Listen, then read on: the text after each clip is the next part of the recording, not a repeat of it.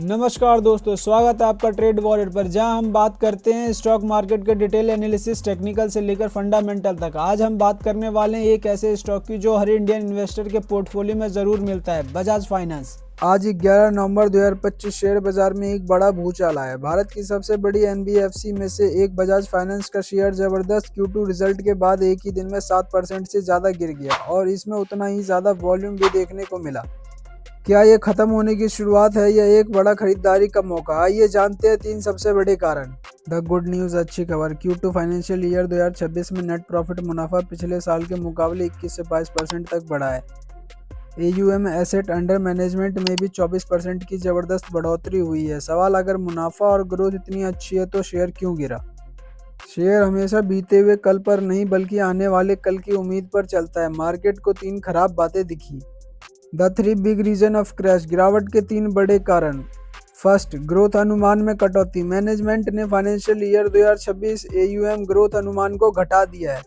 पहले 24 से 25% ग्रोथ का अनुमान था, जिसे अब घटाकर 22 से 23% कर दिया गया है। मार्केट को ग्रोथ में धीमी रफ्तार पसंद नहीं है, खासकर तब जब कंपनी पहले से ही इतना ऊंचे वैल्यूएशन पर ट्रेड कर रही हो। राइजिंग एनपीए क्रेडिट कॉस्ट, बढ़ते एनपीए और क्रेडिट लागत। कंपनी के बैड लोन्स एनपीएज में बढ़ोतरी हुई है और प्रोविजन कर्ज नुकसान का प्रावधान भी बढ़ा है। ग्रॉस एनपीए बढ़कर 1.24 हो गया है, पिछले साल 1.06% था।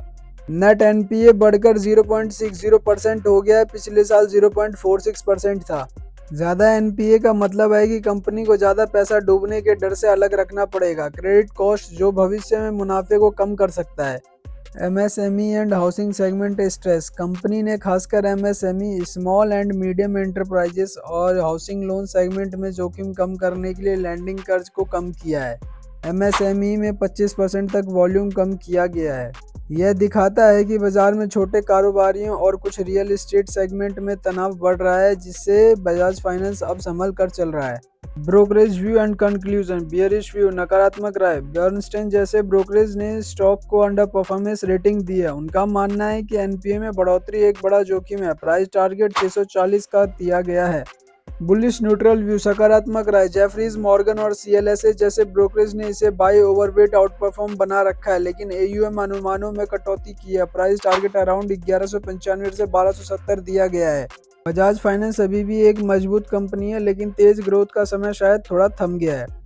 गिरावट का कारण बुरा प्रदर्शन नहीं है, बल्कि बढ़ी हुई सावधानी और धीमी ग्रोथ का अनुमान है। 1000 रुपये के स्तर के आसपास एक अच्छा बाइंग ऑन डिप्स का मौका हो सकता है, लेकिन निवेशकों को एनपीएस पर कड़ी नजर रखनी होगी। तो दोस्तों, आपको क्या लगता है, Bajaj finance next multibagger बन सकता है या नहीं? कमेंट में बताएं। वीडियो पसंद आए तो लाइक करें, चैनल को सब्सक्राइब करें और हर दिन ऐसे मार्केट अपडेट्स और स्टॉक एनालिसिस के लिए बने रहें ट्रेड वॉलेट के साथ। मिलते हैं नेक्स्ट वीडियो में, तब तक के लिए हैप्पी इन्वेस्टिंग। जय श्री राम।